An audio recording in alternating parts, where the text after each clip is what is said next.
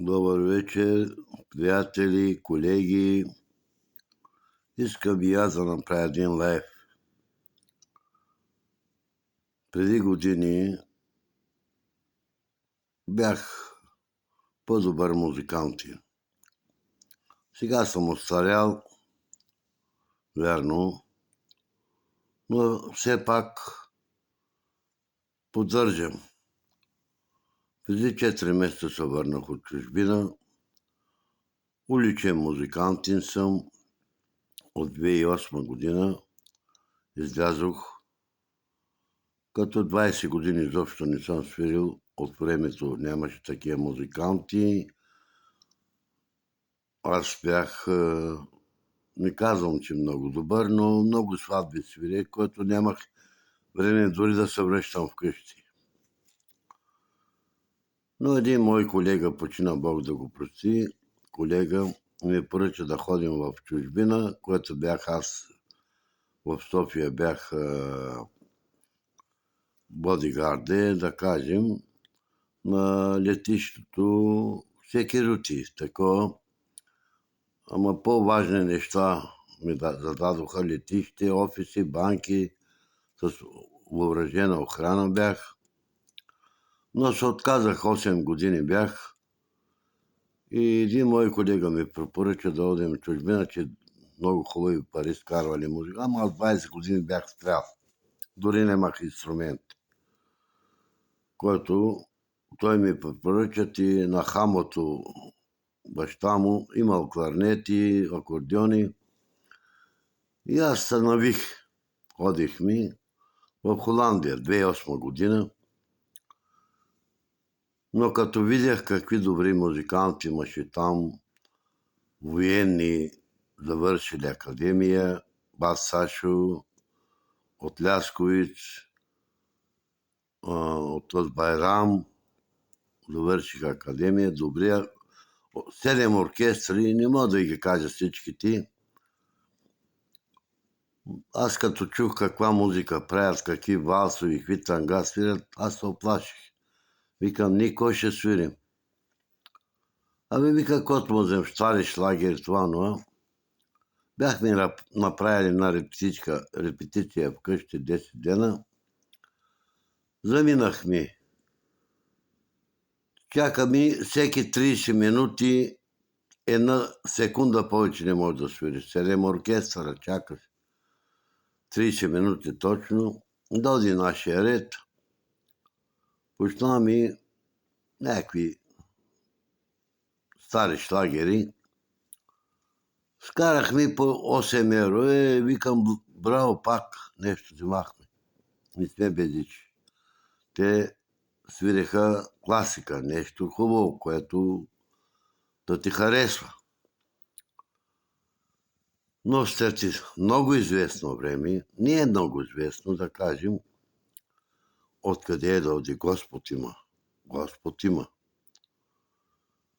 Зададе ми някакви мелодии бавни, такива като оперни, бавни, тъжни. Откъде ми дойде, и аз не знам. Не мога да се спомня. Върбица Котел също, всички знаят. Що пари вземах аз с тия мелодии, но аз не съм нето ги репетирал, нето Господ ми ги даде, просто съжалима, не знам как стана. И от тия мелодии бяха 2, станаха 3, станаха 4. Дори Сашо, дори Байрам с Кришно ми направяха с камера да ми вземат мелодиите, но не можаха. Вика, ние ти свирим мелодиите, на нас не фърлят. Същото, ама не мога да ги правят аз както ги правя. Нали, Господ ми даде този дар. Дори имаше холандка със семейството, идваше вечер да ме слуша и да заспи нормално. Тя казваше по-холандски, че като ми слуша мелодията, спяла много нормално.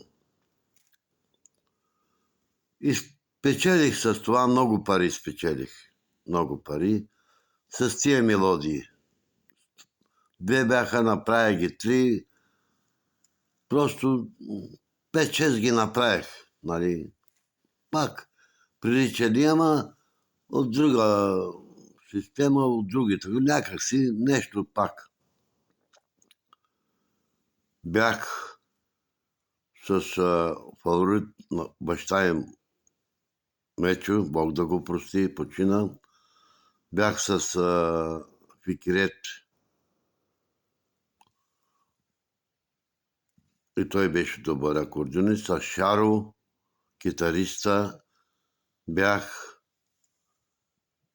Той не свирише с мене китара, един път китара, един път акордеон.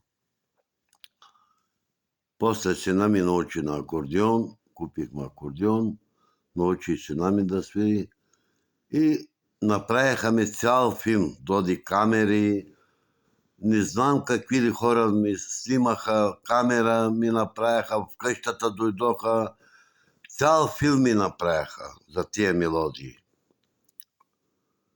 Нищо. Някак си прогресирах. Отидох в Германия. Преди да отида в Германия,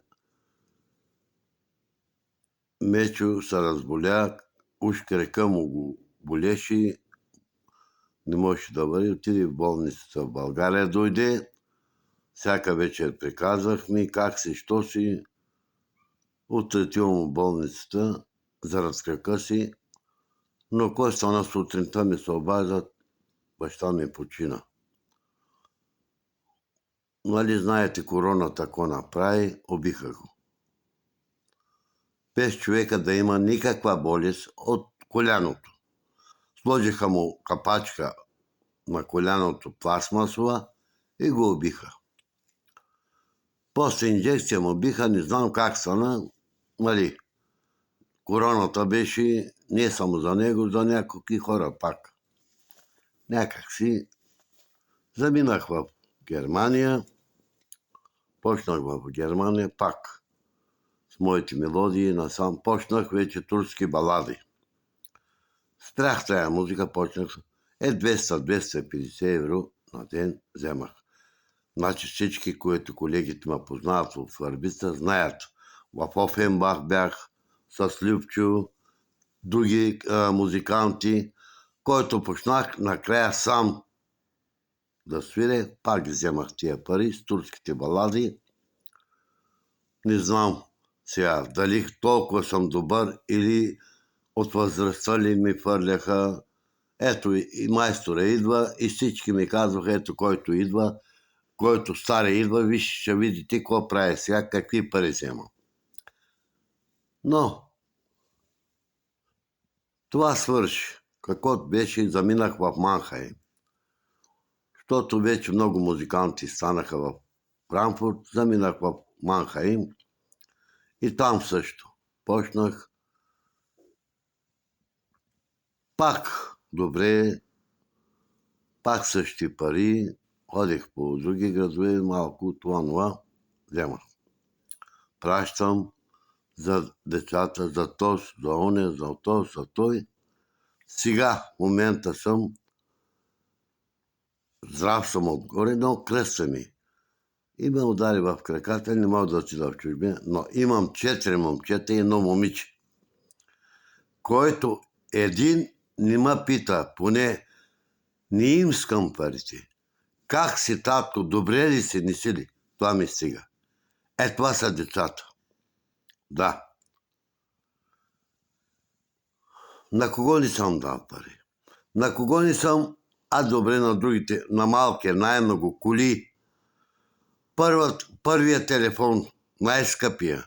Първата жигула, втората, третата, лагуна от Холандия. Книжки, какви ли не пари съм дал. Сега не ме пита добре, поне как съм. Че майка му починала и аз съм болен, не можа да ходя на погребението. Бяхме се разделили, няма ми брак, но живяме 45 години, но бях много зле, не можа да ходя. Сега не ми говори, не ме пита как съм, защото не съм ходил на погребение.